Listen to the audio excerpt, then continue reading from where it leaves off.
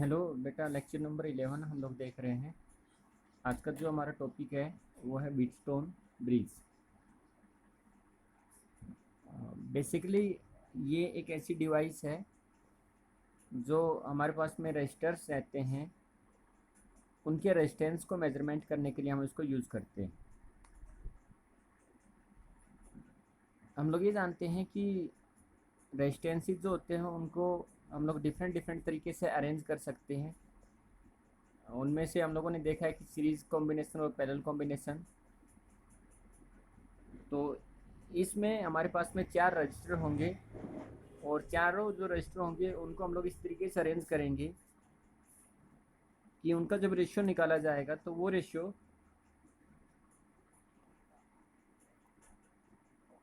हमारे पास में जो अननोन रजिस्टर रहेगा उस रेशियो से हम लोग उस अननोन रजिस्टर की वैल्यू कैलकुलेट ही कर सकते हैं। आइए समझते हैं कि चारों रजिस्टर्स को कैसे कनेक्ट कर सकते हैं और कैसे वो हमारे लिए हेल्पफुल होता है। ये जो बेसिक डायग्राम आप लोग यहाँ पे देख रहे हो, ये व्हीटस्टोन ब्रिज का बेसिक डायग्राम है। इस डायग्राम को कैसे बनाना है और कैसे समझना है वो आइए हम देखते हैं।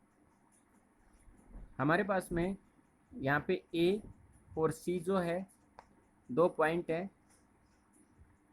इन दोनों पॉइंट से हमारी जो बैटरी है वो कनेक्टेड है। मतलब ए और सी जो पॉइंट उसके ऊपर पोटेंशियल डिफरेंस इस बैटरी के द्वारा प्रोड्यूस किया गया है। यहाँ पे ए से लेके बी तक जो है रेजिस्टेंस नंबर R1 कनेक्टेड है, बी से लेके सी तक रेजिस्टेंस नंबर R2 कनेक्टेड है, ए से लेके डी तक रेजिस्टेंस नंबर R3 और डी से लेके सी तक रेजिस्टेंस नंबर R4। 4 रेजिस्टेंसेज हम लोगों ने इस तरीके से कनेक्ट किए हुए हैं। एक चीज़ आपको यहाँ पे याद रखना है कि ये जो डायग्राम आपको यहाँ पे दिया हुआ है ये एज सेम आपको डायग्राम बनाना है, इसमें आप चेंज नहीं कर सकते हो। ओके, तो ए से लेके बी, बी से सी, ये हमारे पास में एक पाथ बना। ए से लेके डी, डी से लेके सी, ये हमारे पास में एक पाथ बना। तो इस तरीके से जो ये बैटरी आई नाम का करंट दे रही है, ये आई नाम का करंट इन 2 पाथ से फॉलो होते हुए इस पॉइंट पे आता है, सी पॉइंट पे, और फिर से दोनों कंबाइंड होके आई नाम का करंट जो है इस बैटरी के अंदर आ जाता है। मतलब कि यहाँ पे जो चार्जेज है वो हमारे पास में कंजर्व्ड है। इसको कुछ ऐसा समझ सकते हैं कि हमारे पास में एक नहर है या एक सोर्स सप्लाई ऑफ वाटर है। जो वाटर है 2 अलग अलग पाइप से गया और फाइनली वो एक कॉमन पाइप के थ्रू आ गया। तो ये हमारे पास में ये एक नहर मान सकते हैं कि एक वाटर जो है एक इस नहर के अंदर से जा रहा है और एक इस नहर के अंदर से जा रहा है। इन दोनों नहरों के अंदर से वाटर फ्लो होने के कारण हम लोगों को इन दोनों के बीच में एक ब्रिज बनाना पड़ा। ट्रेवल करने के लिए हम दोनों को इन दोनों के बीच में ब्रिज बनाना पड़ेगा। यदि ये जो ब्रिज है मैं इसको बनाता हूँ बी से लेके डी तक, तो इस ब्रिज के बीच में मैंने एक गैल्वेनोमीटर लगा दिया है। गैल्वेनोमीटर एक करंट सेंसिटिव डिवाइस है। दैट मीन्स यदि गैल्वेनोमीटर के अंदर milli ampere, micro ampere current भी आता है तो भी गैल्वेनोमीटर की जो सुई है वो डिफ्लेक्शन शो करती है। मतलब कि यदि स्मॉल सा करंट भी गैल्वेनोमीटर के अंदर एंटर करता है then the galvanometer shows deflection. That's why we call galvanometer is a current sensitive device. यहाँ से मान लीजिए एक बैटरी ने जो है आई नाम का करंट दिया है। ये आई नाम का करंट जो है यहाँ से 2 भागों में बट गया। तो ये जो ए से लेके बी, बी से लेके सी वाला जो पाथ है इसमें I1 नाम का करंट जा रहा है। ए से लेके डी, डी से सी वाला जो पाथ है इसमें मान लीजिए I2 नाम का करंट जा रहा है और सी पॉइंट पे I1 प्लस I2 दोनों क्या हो जाते हैं, मिल जाते हैं। हम लोग ये जानते हैं कि गैल्वेनोमीटर करंट सेंसिटिव डिवाइस है जो कि बी और डी पॉइंट के बीच में कनेक्टेड है।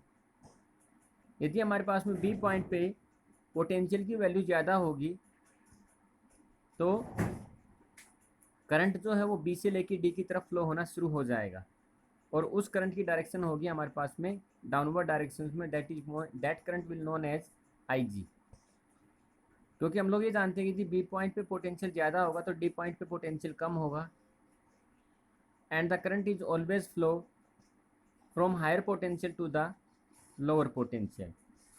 इसी प्रकार से मान लीजिए सर्किट अरेंजमेंट कुछ इस तरीके से बना कि हमारे पास में डी पॉइंट का पोटेंशियल ज़्यादा हो गया और बी पॉइंट का पोटेंशियल कम हो गया, तो जो डायरेक्शन ऑफ करंट है वो हमारे पास में डी टू बी बन जाएगी और ये हो जाएगा अपवर्ड डायरेक्शन में, क्योंकि current is always flow from higher potential to the lower potential.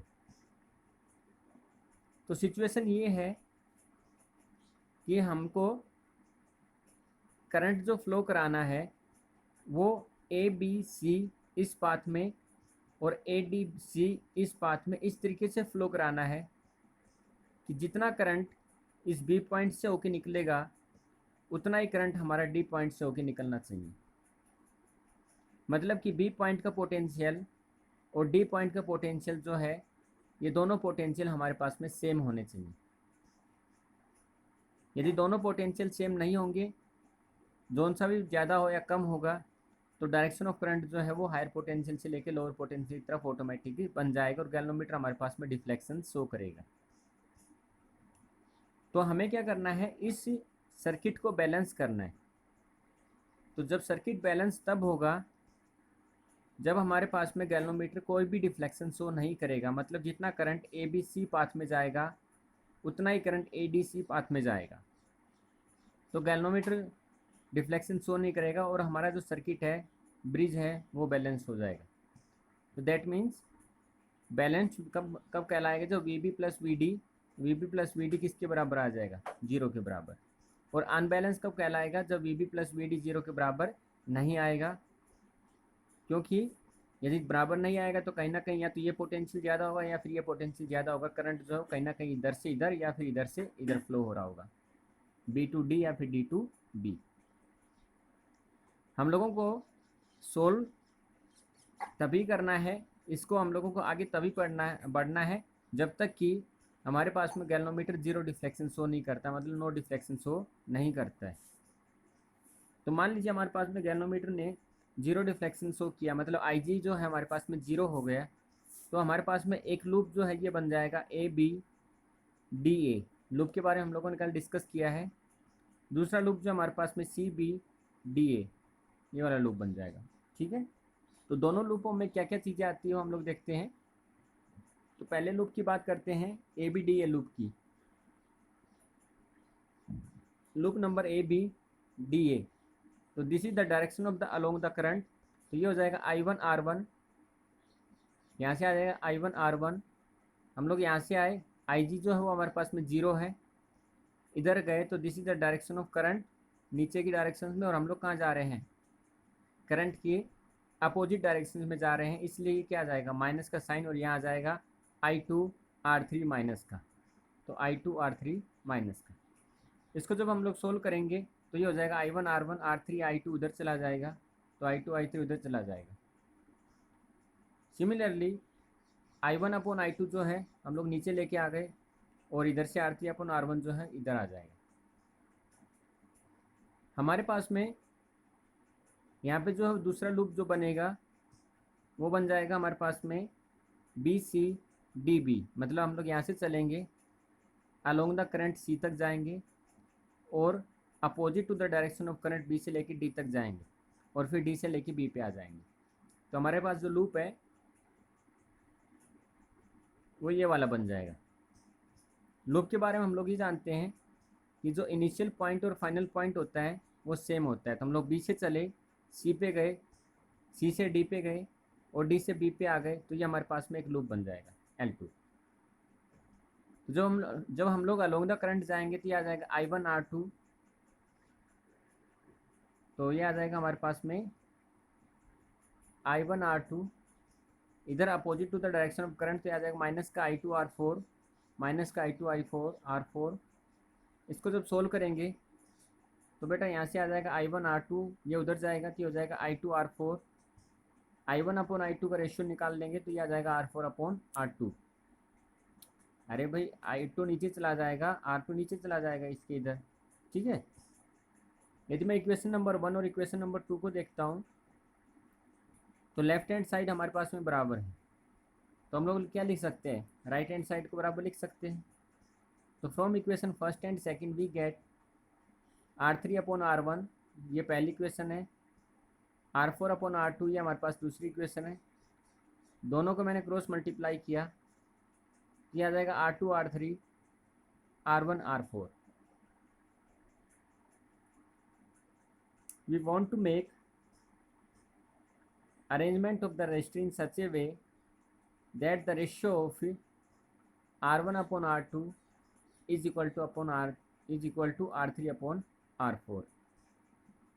ये जो रेशियो है ये हमारे पास में तभी निकल के आ सकता है, तभी बैलेंस हो सकता है जब हमारे पास में जो ब्रिज होगा या जो गैल्वेनोमीटर होगा वो हमारे पास में जीरो डिफ्लेक्शन शो करेगा। तो हमारा जो कंक्लूजन निकल के आया वो आया R1/R2, मतलब कि इस ब्रांच का रजिस्टर का रेशियो डिवाइडेड इक्वल टू इस ब्रांच का रजिस्टर और इस ब्रांच के रजिस्टर का रेशियो, हमारे पास में दोनों ब्रांचेज का रेशियो जो है वो बराबर आना चाहिए। अननोन रेजिस्टेंस हम लोग जो है निकाल सकते हैं इस बैलेंसिंग से। कैसे? मान लीजिए हमारे पास में R1 R2 R3 की वैल्यू दी हुई है, तो हम लोग R1/R2 और R3 की वैल्यू कैलकुलेट करनी है तो R3 यहाँ पे पुट करेंगे और R4 की वैल्यू पुट कर दें, तो इस रेशियो से हमारे पास में R3 की वैल्यू जो है वो निकल के आ जाएगी। तो this is all about the Wheatstone bridge. इसकी जो अप्लीकेशंस है जैसे कि मीटर ब्रिज, स्लाइड वायर जिसको हम लोग बोलते हैं, जो बहुत ही इंपॉर्टेंट एक्सपेरिमेंट है जो आप लोगों को 12th क्लास में करना होता है, वो हम लोग कल डिस्कस करेंगे। लेकिन फ़िलहाल ये समझिए कि जो व्हीटस्टोन ब्रिज है उसके ऊपर हमारे पास में न्यूमेरिकल्स आते हैं, क्योंकि जो बेसिक स्ट्रक्चर है इसका, बेसिक स्ट्रक्चर हमेशा ऐसा ही बनेगा कि R1 और R2 R3 और R4 ये हमारे पास में प्रेजेंट रहेंगे। अब इस R1 और R2 और R3 R4 और जो गैल्वेनोमीटर है, अब इनको हम लोग किसी भी तरीके से अरेंज करें, लेकिन वो अरेंजमेंट ऐसा होना चाहिए कि उस अरेंजमेंट में R1/R2 और R3/R4 इनका जो रेशियो है वो हमेशा बैलेंस आना चाहिए, तो ही हम वो अरेंजमेंट जो बना सकते हैं, अदरवाइज़ नहीं बना सकते हैं। तो ये हमारे पास में करंट इलेक्ट्रिसिटी का एक बहुत ही इम्पोर्टेंट जो प्रिंसिपल है व्हीटस्टोन ब्रिज, जिसमें 4 रेजिस्टेंस रहेंगे, जिसमें से हम लोग किसी एक अननोन रेजिस्टेंस की वैल्यू कैलकुलेट कर सकते हैं। इसी को हम लोग मीटर ब्रिज में यूज़ करेंगे, इसी को हम लोग आगे यूज़ करेंगे। तो इसको आप लोग ध्यान से समझिए, पढ़िए। आज के लिए बस इतना ही बच्चों, बाकी हम लोग जो है कल डिस्कस करेंगे। इसका जो एप्लीकेशन है मीटर ब्रिज वो हम लोग कल डिस्कस करेंगे। थैंक यू वेरी मच बच्चों, थैंक यू।